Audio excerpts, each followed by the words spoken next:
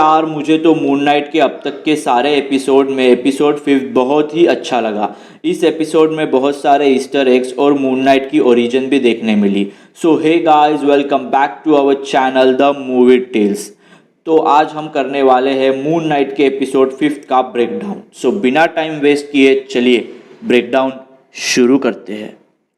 तो एपिसोड की शुरुआत वहीं से होती है जहां मार्क और स्टीवन हिप्पो को देखते हैं और चिल्लाने लगते हैं और मार्क वापस हैरो की रूम में टेलीपोर्ट होता है और वहाँ हैरो मार्क को कहता है कि तुम अपने दिमाग में नहीं बल्कि शिकागो इलिनॉय के पुटनम मेडिकल सेंटर में हो। और ये नाम का रेफरेंस सीधे कॉमिक से आता है। एक्चुअल में मार्वल कॉमिक में मार्क का होम टाउन शिकागो का इलिनॉय है, लेकिन बचपन में उसे डिसोसिएटिव आइडेंटिटी डिसऑर्डर होने के कारण उसी चीज़ को ठीक करने के लिए मार्क को यही पुटनम सेंटर में भर्ती करते हैं। देन यहाँ के सीक्वेंस में मार्क और हैरो के कैरेक्टर को सिंबलाइज करने के लिए रूम में वैसी चीज़ें दिखाई गई है, जैसे मार्क के पीछे बहुत सारे मेडिसिन्स क्योंकि वो बहुत बीमार है और अनस्टेबल है पर्सनालिटीज़ को लेके। वही हैरो के पीछे बहुत सारे बुक्स दिखती है, जिससे क्लियर होता है कि हैरो बहुत नॉलेज रखता है और वो मार्क के कंपैरिजन में स्टेबल है। देन मैक हैरो की बात न मानकर भड़कने लगता है और हैरो के आदमी उसे इंजेक्शन देते हैं। देन मार्क वापस वही हिप्पो के पास टेलीपोर्ट होता है और यहाँ हिप्पो मार्क और स्टीवन को बताता है दोनों डुएट नाम के जगह पर है, जो इजिप्शियन माइथोलॉजी के हिसाब से वहाँ का अंडरवर्ल्ड है। और यहाँ कॉमिक रेफरेंस है, जैसे कि मार्वल कॉमिक में भी डुएट नाम का रिलीम है जिसे इजिप्शियन गॉड ओसायरस चलाते हैं। और यहाँ पहुँचने के बाद, जैसे कि हमने एपिसोड 1 एपिसोड 2 के ब्रेकडाउन के वीडियो में बताया था कि एनिबस होता है जो हर किसी सोल को जज करता है, जैसे कि एक तराजू में मरने वाले के हार्ट को रखता है और दूसरी साइड में एक पंख रखता है, और अगर हार्ट उस पंख से लाइट हुआ तो वो आदमी हेवन में जाता है, लेकिन अगर नहीं हुआ तो उसे अमित मार देती है और वो वही डुएट में अटक जाता है। और देन टैवरेट उन्हें ये भी बताती है कि अलग अलग डायमेंशंस में अलग अलग जगह होती है जहाँ इंसानों की सोल जाती है रेस्ट करने के लिए। ये सब बातें स्टीवन तो मान लेता है, लेकिन मार्क को ये सब फेक लगता है। और जब वो डोर खोलता है तो देखता है कि एक्चुअल में वो एक बोट पर है जो रेगिस्तान में चल रही है। और according to the Egyptian mythology, जब भी सोल को जज करना होता है तब उन्हें बोट पर ट्रैवल करना पड़ता है। दैन टैवरेट उन्हें बताती है कि इस तराजू को बैलेंस करना पड़ेगा, तभी वो लोग हेवन में जा सकते हैं। और वो दोनों उनके अनरिजॉल्व इशू को सॉल्व करने वापस अंदर जाते हैं, जहाँ हमें रूम में मार्क की यादें देखने मिलती है।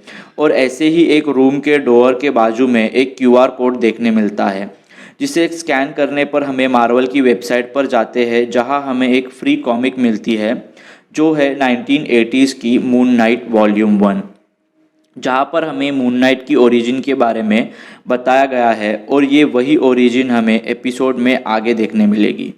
देन हमें एक इंटरेस्टिंग मेमोरी देखने मिलती है जो मार्क का बचपन है, जहाँ मार्क का छोटा भाई दिखता है जो फिश की ड्राइंग बना रहा है, जिसका एक ही फिन है जैसे मार्क के पास थी।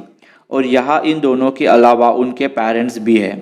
देन मार्क के भाई का नाम होता है रोरो। मार्क और रोरो एक केव में खेलने जाते हैं, जहाँ बहुत बारिश के कारण बाढ़ आती है और रोरो की उसमें डेथ होती है। और इसका पूरा ब्लेम मार्क पे आता है और इसी कारण मार्क को उसकी मॉम बहुत मेंटल टॉर्चर और अब्यूज़ करती है। और डिसोसिएटिव आइडेंटिटी डिसऑर्डर होने का ये भी सबसे बड़ा रीज़न है। अब मार्वल कॉमिक में भी मार्क का भाई था जिसका नाम था रेंडल स्पेक्टर, जो मार्क की एबिलिटी से बचपन से ही जलता था। देन वो दोनों मशीनरी बन जाते हैं। देन एक बार रेंडल मार्क को चीट करता है, जिससे उन दोनों में फाइट होती है और रेंडल जख्मी हो जाता है। और कॉमिक में कई बार रेंडल की मौत होती है, लेकिन बाद में उसे कवर अप करते हैं और वो वापस आ जाता है। और रेंडल को भी मार्क की तरह पावर्स दी गई है और वो अपना नाम रखता है शैडो नाइट। लेकिन यहाँ पे इस सीरीज़ में हमें रोरो की मौत 100% कन्फर्म दिखाई गई है।